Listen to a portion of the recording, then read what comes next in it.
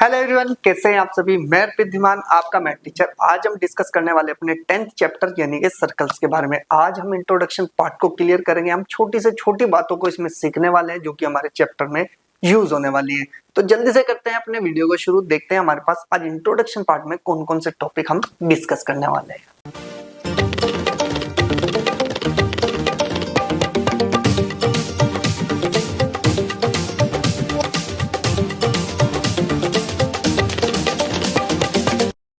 तो चलिए स्टार्ट करते हैं अपने इंट्रोडक्शन पार्ट को। और सबसे पहले हम देखते हैं क्या कि हमारे पास कुछ बेसिक डेफिनेशंस हमारे पास पता होनी चाहिए कि हमारे पास डेफिनेशन क्या है। तो सबसे पहले हमने किसकी बात करी, सर्कल चैप्टर की। तो सर्कल की डेफिनेशन क्या है उसको हम डिस्कस करते हैं। हमारे पास जो सर्कल की डेफिनेशन है वो क्या कहती है भैया आपके पास। उसने कहा है कि a circle is a collection of all points in a plane which are at a same constant distance from a fix point. अब ध्यान से सुनना है। उसने कहा कि मेरे पास भाई एक फिक्स पॉइंट है। फिक्स पॉइंट का मतलब हमारे पास ये वो फिक्स पॉइंट है। उसने कहा कि मेरे पास एक कांस्टेंट डिस्टेंस है। कांस्टेंट डिस्टेंस कौन है भैया आपके पास, ये। उसने कहा कि हम अगर इसको रोटेट करते हैं तो बहुत सारे ऐसे पॉइंट होंगे जो हमें कलेक्ट करने होंगे। अब जो ये कलेक्ट पॉइंट करे, ये जो सबका कलेक्शन कहलाएगा, यही हमारे पास एक सर्कल होगा। ठीक है जी। तो हमारे पास यहाँ पर दो चीज उसने दी, एक तो ये फिक्स पॉइंट और एक ये मेरे पास कांस्टेंट डिस्टेंस। अब इस कांस्टेंट डिस्टेंस और इस फिक्स पॉइंट का क्या मीनिंग होता है, क्या इनको हम बुलाते हैं, ये सब कुछ हम अब डिस्कस करेंगे। तो हमें पता है कि सर्कल क्या है भाई, एक कलेक्शन है of all points in a plane which are at same constant distance from a fix point. तो यानी कि जो वो कलेक्शन होगा वो सभी पॉइंट्स का वो हमारे पास क्या कहलाएगा, सर्कल कहलाएगा। क्लियर हुई इतनी बात। नेक्स्ट पे चलते हैं। नेक्स्ट कहता है भैया हमें सेंटर। अब सेंटर क्या है भैया हमारे पास, सेंटर है हमारे पास the fix point from which all points in a plane are at the same constant distance is called a center। तो यानी कि हमारे पास क्या है भाई आपके पास the fix point. Fix point कौन सा, जिसकी हम बात कर रहे हैं। तो सेंटर क्या कहलाता है भाई, ये फिक्स पॉइंट ही कहलाता है जिसकी हम ये बात कर रहे थे। यही हमारे पास क्या है, fix point, centre of a circle है। तो उसने कहा है कि the fix point from which all points in a plane are the same constant distance are called center। तो ये क्या कहलाता है भाई, फिक्स पॉइंट आपका ये सेंटर कहलाता है। क्लियर हो गई इतनी बात। अब उसने कहा कि अगर मैं रेडियस की बात करता हूं तो रेडियस क्या है भाई मेरे पास, the distance between center and circumference of a circle is called a radius. अब आप कहोगे सर ये सर्कमफ्रेंस क्या है। अरे भाई पैरामीटर ऑफ सर्कल ही क्या कहलाता है भाई मेरे पास, पैरामीटर ही क्या कहलाता है, सरकमफ्रेंस ऑफ ए सर्कल। तो जो ये बाउंड्री पॉइंट है ना हमारे पास, सॉरी बाउंड्री है हमारे पास, इसी को ही बोला जाता है सरकमफ्रेंस। अब उसने कहा कि ये जो सेंटर है यानी कि फिक्स पॉइंट था और हमारे पास सरकमफ्रेंस, इनके बीच की जो डिस्टेंस है हमारे पास, इसी को ही हम रेडियस बोलते हैं। ठीक है ना। तो उसने कहा ना भाई आपके पास the distance between center and circumference of a circle is called a radius. तो ध्यान से सुनना है, हमें हर एक डेफिनेशन को पता होना चाहिए क्योंकि हमारे पास 10th क्लास का जो इंट्रो पार्ट है ना वो बहुत इजी है। सिर्फ हमारे पास जब क्वेश्चन आते हैं ना तो हमें इन बेसिक डेफिनेशंस का ही यूज करना है और हमारे पास कुछ थ्योरम्स हैं उनका यूज करना है। क्लियर। इसके बाद आती है हमारे पास कोड। अब कोड ऑफ ए सर्कल क्या कहलाती है। उसने कहा कि a straight line segment joining 2 points on a circle is called a code of a circle.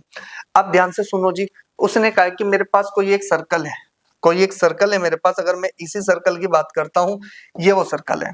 उसने कहा जी मेरे पास कोई भी दो पॉइंट ले लो, कोई भी दो पॉइंट इस सर्कल पे, एक पॉइंट ये रहा और एक पॉइंट ये रहा। ये ए पॉइंट है, ये बी पॉइंट है। अगर आप इसको ज्वाइन करोगे, अगर आप इसको ज्वाइन करोगे, जो ये ए बी है, ए बी एक लाइन सेगमेंट है, तो यही क्या कहलाती है भाई आपके पास, कोड ऑफ अ सर्कल कहलाती है।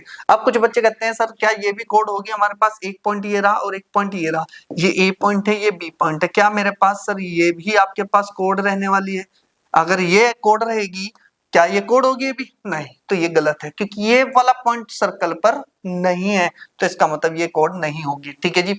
इतनी बात समझ में आई आपको। अब ध्यान से सुनो, ये सेंटर है हमारे पास, सेंटर ऑफ ए सर्कल। आपको पता है कि एक कोड ये भी है हमारे पास। देखो ये हमारे पास एक पॉइंट है, ये हमारे पास एक पॉइंट है, ये हो गया सी और ये हो गया डी। तो हम कहेंगे कि जो हमारे पास लार्जेस्ट कोड ऑफ अ सर्कल होती है is called a diameter. The largest कोड of a circle is called a diameter. जो डायमीटर होता है ना भाई सर्कल का, वो सबसे बड़ी कोड होती है उस सर्कल की। क्लियर हो गई इतनी बात। आगे चलते हैं हमारे पास। नेक्स्ट पे हमारे पास जो टॉपिक आने वाला है वो क्या है भाई हमारे पास, सेकेंड। अब इनको थोड़ा अच्छे से समझना है भाई। ये जो तीन डेफिनेशन है, इनको बहुत इजी समझना है और बहुत अच्छे से भी समझना है। उसने कहा कि सीकेंट क्या है। सबसे पहले सीकेंट की बात करते हैं। सीकेंट क्या होती है, पहले डेफिनेशन समझो। उसने कहा कि अ स्ट्रेट लाइन, एक स्ट्रेट लाइन है विच intersect a circle in two distinct points, यानी कि अलग अलग पॉइंट को अगर वो कट करके जाती है, इंटरसेक्ट करके जाती है, तो is called a secant of a circle. कैसे, क्या कहना चाह रहा है भाई वो आपको। उसने कहा है कि मेरे पास एक सर्कल है, सर्कल है जी मेरे पास, ये लो जी मेरे पास ये सर्कल आ गया, ठीक है, ये मेरे पास एक सर्कल है, ठीक है। अगर मैंने कहा कि मेरे पास एक स्ट्रेट लाइन है, स्ट्रेट लाइन है जी मेरे पास, ये लो जी, ठीक है, ये स्ट्रेट लाइन है मेरे पास। हमने कहा जी ये स्ट्रेट लाइन आ गई। अब थोड़ा दिमाग लगाओ कि आपके पास अगर देखा जाए तो इस सर्कल को उन्होंने दो पार्ट में डिवाइड किया, एक पॉइंट ये रहा और एक पॉइंट ये रहा।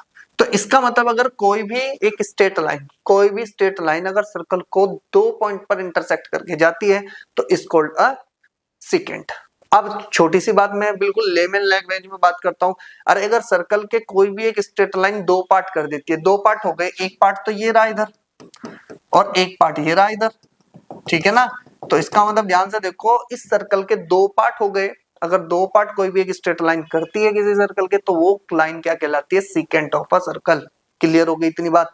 तो ये सीकेंट में आपको पता रखना है कि सीकेंट कब होती है और टेंजेंट कब होती है, तो ये ध्यान रखना है क्योंकि यहाँ पर पूरा काम टेंजेंट का ही होने वाला है। क्लियर हो गई बात। अब ध्यान से सुनो, उसने कहा कि अगला टॉपिक है हमारे पास क्या, टेंजेंट। यही टेंजेंट अब आपको थोड़ा सा एनालाइज कराएगी कि हाँ देखो हमारे पास जो सर्कल है सारी प्रॉपर्टी इसी के अकॉर्डिंग चलने वाली है। ध्यान से सुनो, टेंजेंट क्या होती है, straight line meeting a circle only in one point, यानी कि हम कहें कि हम कह सकते हैं a straight line meets a circle only one point, only एक पॉइंट पर अगर वो मीट यानी कि टच करके चली जाए वो स्ट्रेट लाइन। अब तो ये दो पॉइंट पे जा रही है, सिर्फ एक पॉइंट पे टच करके जाए, हम कहेंगे कि is called a tangent to the circle at that point. उस पॉइंट की टेंजेंट कहलाएगी। ध्यान से सुनो कैसे। अगर मैं कहूं कि मेरे पास एक सर्कल है, ठीक है जी, ये मेरे पास एक सर्कल है, ध्यान से सुनना आप, ठीक है। और मैं कहता हूं कि मेरे पास एक स्ट्रेट लाइन है, ये स्ट्रेट लाइन है जी मेरे पास, ठीक है। क्या मैं इसको दूसरे कलर से डिनोट करूं। अब मैंने कहा कि ये तो सिर्फ एक पॉइंट से ही टच होके जा रही है। देखो अगर मेरे पास ये आपके पास एक सीकेंट है, सॉरी टेंजेंट है, और उसने कहा कि ये सिर्फ एक पॉइंट पर ही टच करके जाती है और वो पॉइंट है मेरे पास पी। अब ध्यान से सुनो, ये जो लाइन थी ये दो पॉइंट पे टच करके गई, ये सिर्फ एक ही पॉइंट पे टच करके गई लाइन। तो इसका मतलब जो ये लाइन कहलाएगी इसी को ही बोला जाएगा टेंजेंट ऑफ अ सर्कल। क्या कहलाया जाएगा, टेंजेंट ऑफ अ सर्कल। अब दूसरी बात आती है हमारे पास, चलो हमें टेंजेंट तो पता चल गई। टेंजेंट का मतलब होता है कि हमारे पास एक सर्कल है हमारे पास, उसको अगर एक पॉइंट पर टच करके कोई लाइन जाती है तो वो टेंजेंट ऑफ अ सर्कल कहलाती है। लेकिन अब क्वेश्चन पूछा जाता है कि सर टेंजेंट कितनी हो सकती है एक सर्कल में। आपको पता है कि सर्कल पे कितने पॉइंट्स हैं, इनफाइनाइट। कितने होते हैं, इनफाइनाइट। तो आपके पास टेंजेंट भी एक सर्कल पे ड्रॉ कर सकते हो आप, इनफाइनाइट, ठीक है।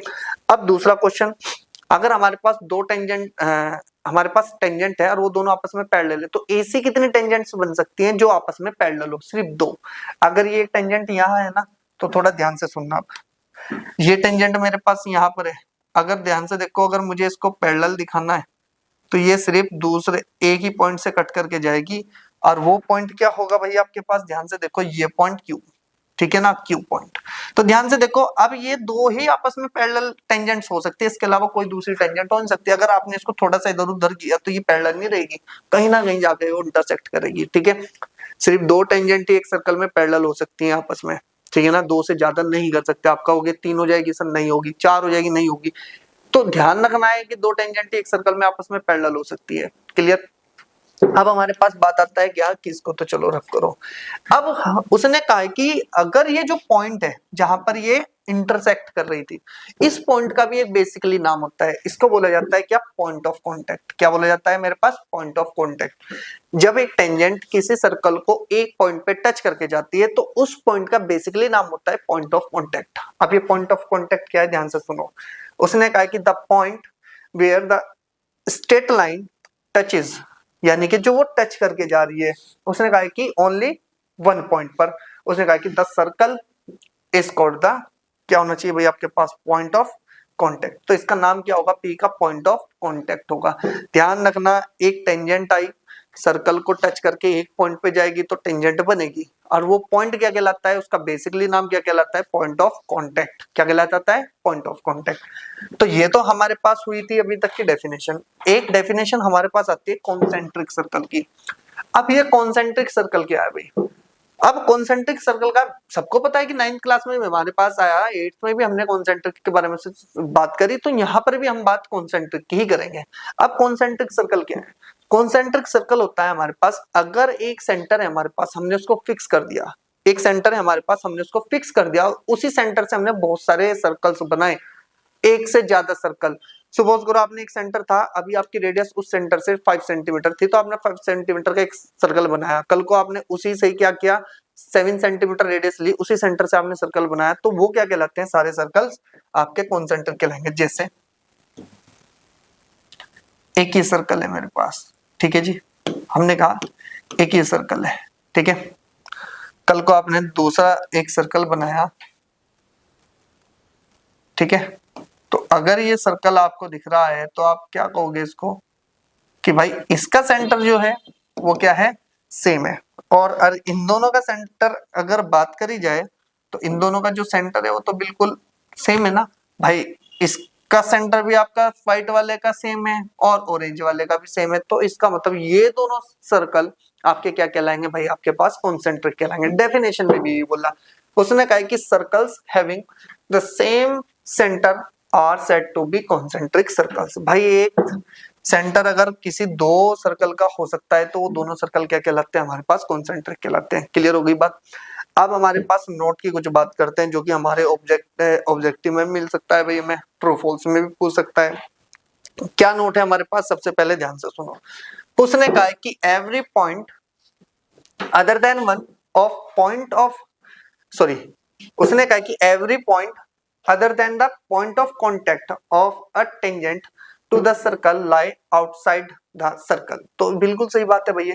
उसने कहा कि अगर आप एवरी पॉइंट की बात करते हो टेंजेंट से, अब देखो ध्यान से सुनो, ये मेरे पास एक टेंजेंट है, ठीक है, समझना भाई। पॉइंट ऑफ कांटेक्ट तो ये है ना, आपने इससे इधर ले लो एक छोटा सा पॉइंट, एक इधर ले लो भाई, ये तो टच करके जा रहा है।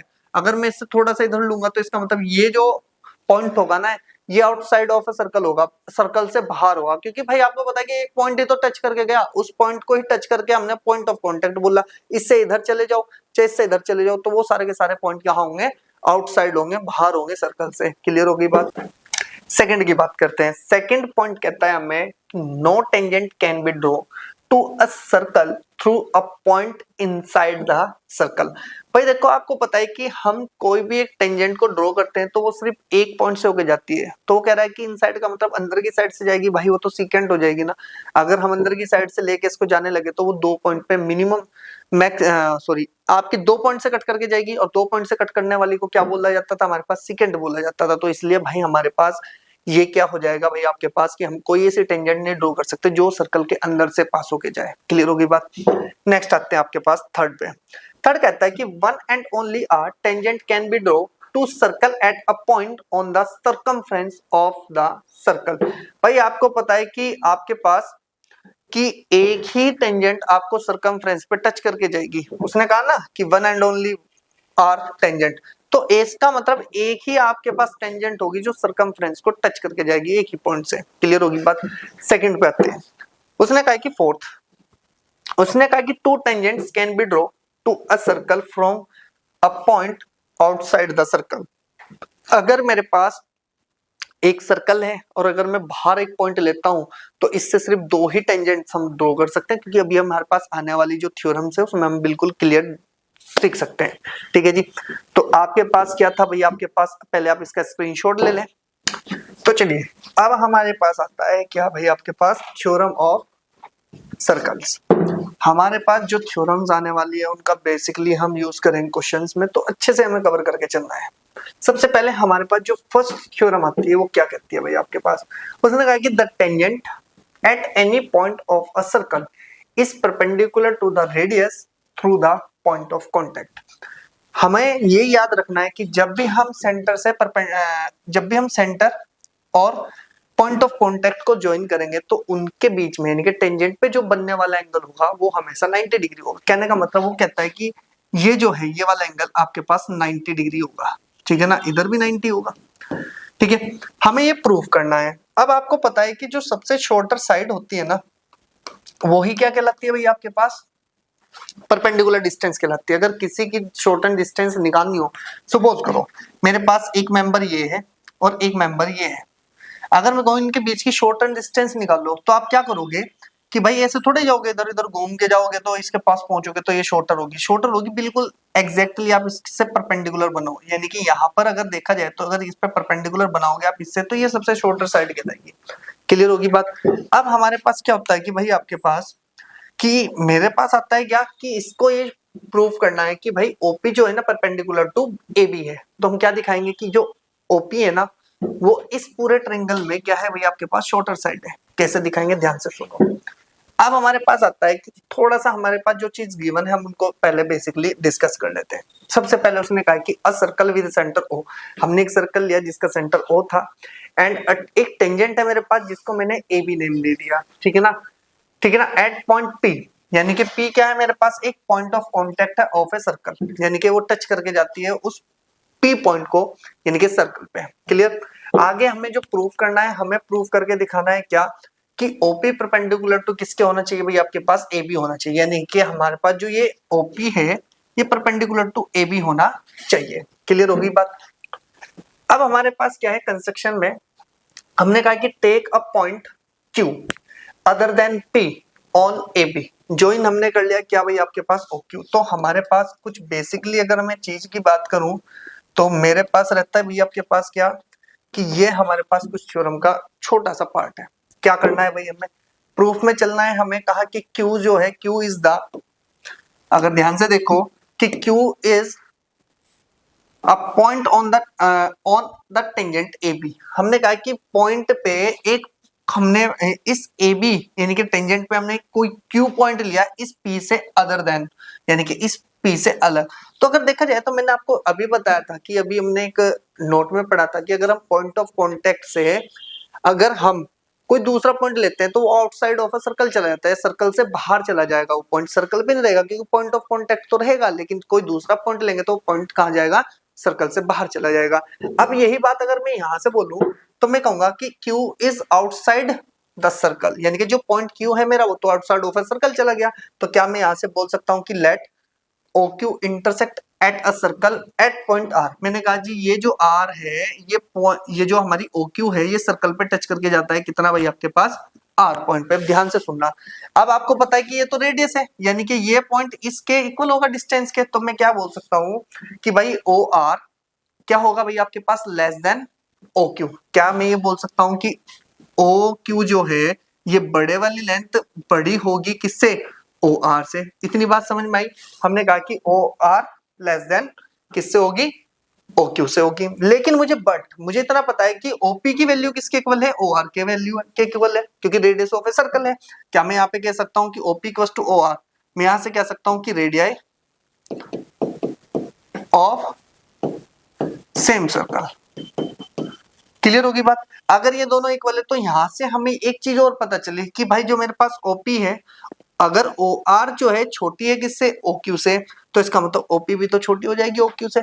आप ध्यान से सुनो, अगर मैं ये कहूं कि ये वाली लेंथ इससे छोटी है तो ये वाली लेंथ भी इससे छोटी हो जाएगी, तो इसका मतलब हम यहाँ से डिफाइंड कर पाए कि भाई जो मेरे पास OP है ना वो इसमें क्या है, शॉर्टर साइड है, शॉर्टर डिस्टेंस है, साइड नहीं कह सकता, शॉर्टर डिस्टेंस है।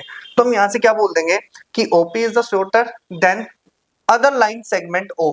तो उसने कहा कि हमारे पास जो भी होगा कि we know that perpendicular distance is the shorten distance. तो हम यहाँ से बेसिकली हम बात कहेंगे कि भाई देयरफॉर कि हम बोल देंगे कि जो OP है वो परपेंडिकुलर टू किसके है, AB के। बस आपको इतना याद रखना है इस थ्योरम से कि भाई जब भी हम सेंटर से पॉइंट ऑफ कांटेक्ट को क्या करेंगे, ज्वाइन करेंगे, तो यहाँ पर टेंजेंट पर बनने वाला इससे एंगल कितना होगा, बस आपका 90 होगा। ठीक है, तो ये आपको बेसिकली क्वेश्चन में शो करके चलना है। इसी की एक कन्वर्स ऑफ थ्योरम है, नेक्स्ट क्या है भाई, इसका कन्वर्स ऑफ पार्ट है, कन्वर्स पार्ट है, यानी कि कहने का मतलब बिल्कुल आप इसको अपोजिट करोगे तो ये मिल जाएगा। उसने कहा कि a line draw through the end of a radius and perpendicular to its tangent to a circle.